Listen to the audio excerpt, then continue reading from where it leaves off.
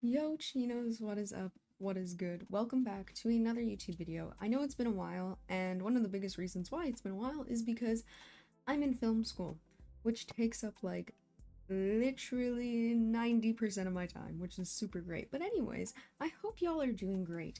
We're gonna start off with a pretty chill one. So let's do this. Am I the a-hole for not saying sorry? I'm 11 years old and my friend is 12 years old. Oh, this is gonna be great because I love middle school drama. I'm coming 12 in a couple. Sorry, I'm gonna change that. I'm turning 12 in a couple of days, so I decided to arrange me and my close friends to all go up to the town.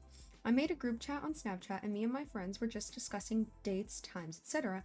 Then I asked the group chat to confirm everyone that is going to BC. Oh my god, I live in BC. That's so cute.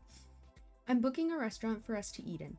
Most people confirmed or said that they couldn't come, but there was one person that didn't, but she was online. So I texted her privately to see if she could come. She said that she would ask her mom. No bother, whatever. A couple hours go by, then it's the next morning. Me and my friends are just chatting in the group chat, and I realized that she never confirmed yet. I thought she was just busy, but I asked her again. She said that she would ask her mom, and I said, like before, not a problem.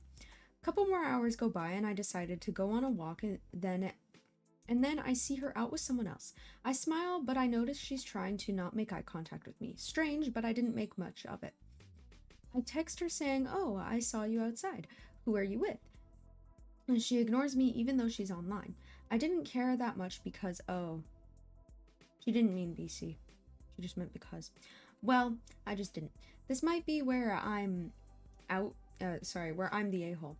I text her if she asked her mom yet, and then she started a big argument. She said it was very rude to keep asking her and that I was being a female dog for asking every hour. I only asked twice. And then she started saying that there is no point in her going to my birthday or anyone, for a matter of fact, because apparently I have no friends. I was really upset because at one point I did consider her to be one of my best friends. We had a fight in September because she didn't invite me to her birthday. That was when we were like number one besties. Anyways, I told her that what she had said hurt me a lot and that I would prefer her to be nice and not rude to me after everything she had done in the past. Then she sent me a voice recording repeatedly asking me what she had done in the past. All of this is just primary school drama, but still she has done a lot. I gave her a list, then she quieted down a bit and started to ghost me. I removed her from the group. I removed her from the group since she made it clear she wouldn't be coming. I gave her 2 days to cool off, and I texted her again, telling her that what she said hurt me, especially the bit where she called me a female dog and said there was no point in coming to my birthday. She didn't text me back, but then I searched her on Snap. Her name wasn't there. So that's when I got past because clearly she blocked me. So I texted her on WhatsApp asking her why she blocked me. She ignored me again for a week, Starlight, and then that's when I kind of forgot about the thing. Then she texted me today saying that her mom apparently took her phone and thought I was a stranger, so her mom blocked me on Snapchat for safety. Not true, because I have her mom on Snapchat and she knows my user. Then I told her that if her mom did block me off her phone, how was I supposed to know that because she didn't bother contacting me about it.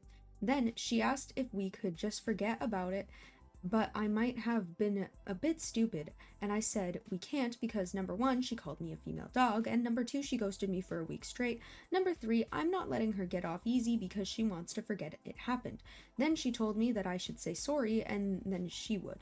Then she sent another voice note with her crocodile tears saying how she didn't mean it and she was joking. Like, what? I answered her voice note, then she blasted me about if I'm going to respond to her last text about me saying sorry. I was offline at this time cleaning my room, and my other friend was texting me about the party. Mind you, this was all 1 minute of her claiming I was ignoring her. I told her how silly she was for saying that I was ghosting her within 1 minute of text. So then she did apologize with her voice cracking and those crocodile tears she loves doing. Then she asked me to forgive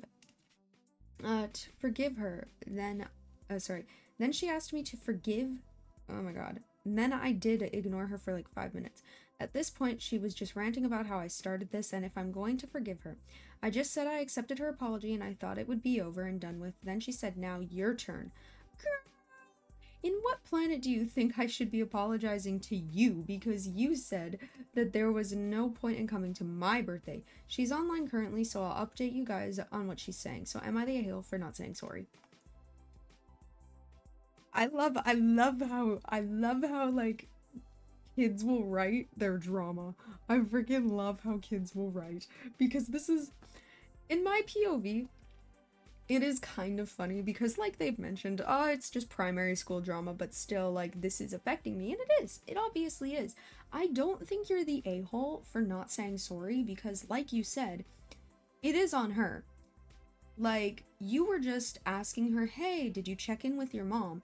Instead, she could have said, sorry, I just don't want to come. She could have said, I don't want to go to the birthday party. She didn't have to say, well, you don't have friends, you're a female dog, there's no point in coming to your birthday party. Like, she didn't have to say any of that, but she chose to, and because she said those things, it shouldn't be on you to be saying sorry.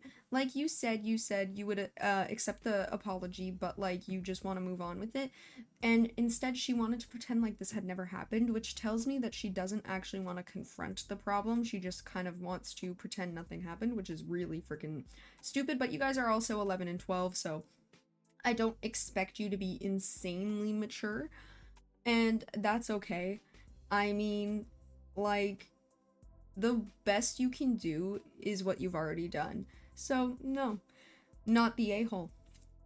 Alright, so this next one is quite a bit short. It's literally like a couple of paragraphs. So, anyway. Am I the a-hole for not wanting to leave my 8-week-old baby with my mother-in-law? My husband thinks I'm being out of order and actively pushing his mum out because I do not want to leave my 8-week-old baby girl with her. His mother-in-law also wanted to visit every weekend, which I have pushed back on because my husband works all week, and the weekend is when we can spend time together and I get a bit of a break. Some weekends I just don't want any visitors, but once every 2 or 3 weeks is fine. Husband also thinks that this is unfair as my mom is seeing our baby more, which she does. She's retired and helps me out when my husband is working, so probably sees her a couple times a week. Couple times a week. I don't know why, but I feel totally uncomfortable leaving our daughter with my mom because but I feel totally comfortable, not uncomfortable, comfortable leaving our daughter with my mom because, well, she's my mom. She watches her for me if I need to run some errands. This is causing big issues between me and my husband. I don't think I'm being out of order, but he disagrees. He's now said that he doesn't want me to leave our baby with my mom. Well, I would like some more details because you're saying I don't know why, but I just don't feel comfortable leaving my baby with my mother-in-law. So what is it that the mother-in-law has done or said that makes you feel like you cannot leave your child alone with her? That's one thing you need to think about, is what are the things that she does or says that is possibly the reason why I don't feel comfortable leaving my child with you. Because the thing is you're totally comfortable with leaving your child with your own mom, and that's probably because you've seen how your mom treats your daughter, her granddaughter. Life is great. But the thing is that, like, I think what your husband's doing is by saying, I don't want our daughter with your mom alone, is it's kind of like he's giving you a taste of your own medicine, which isn't the healthiest way to go about this problem. Like, just talk to each other. Really think, what is it that your mother-in-law kind of does or says that actually makes you feel uncomfortable to leave your child alone with her? But I wouldn't necessarily consider you the a-hole. Just because you're not doing anything out of malice or spite, you're kind of just like, I don't really feel comfortable. And, like, I totally get it. Like, weekends you want to spend time with your husband because he's working all week. So, honestly, it's just really just talking about it because even I don't have enough context to even really consider you the a-hole or not. So, middle ground? Let me know in the comments below if you think that person was the a-hole or not. Okay, let's move on to this last one. Am I the a-hole for kicking the dog of someone who tried to attack my child? That's intense. Okay.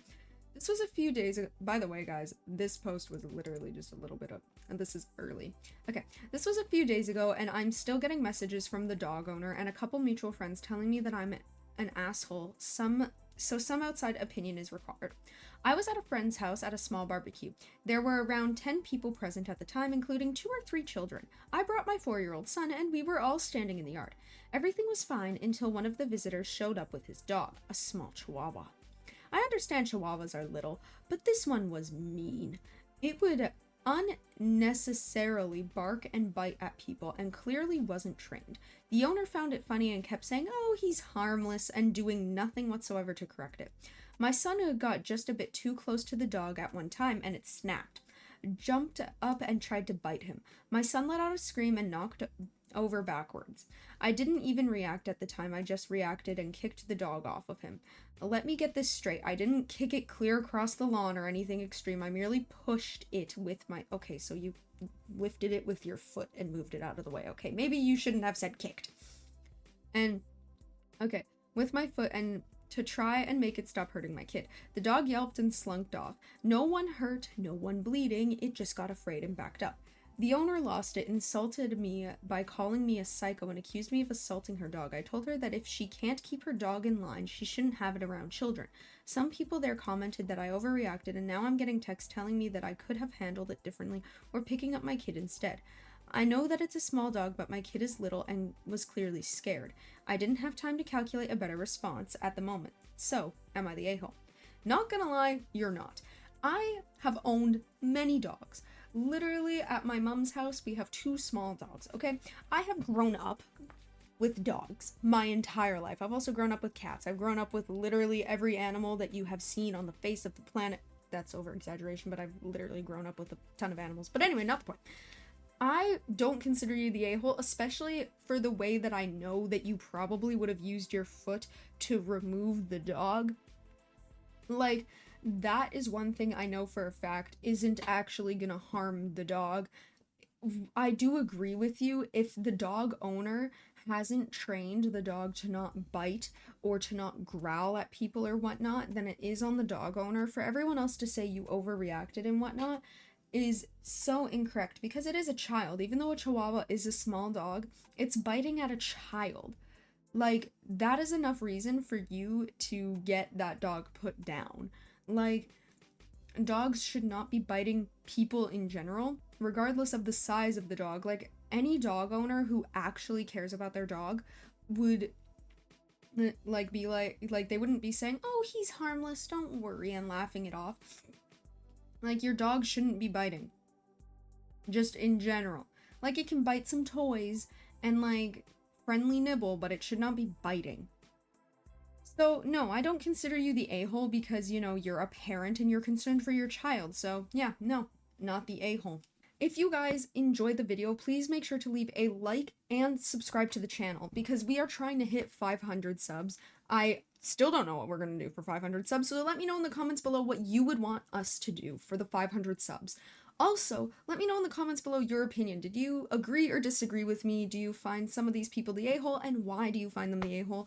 Anyways, I hope you guys have an amazing day or night, wherever it is you are, and I will see you guys in the next one. Bye, Chinos!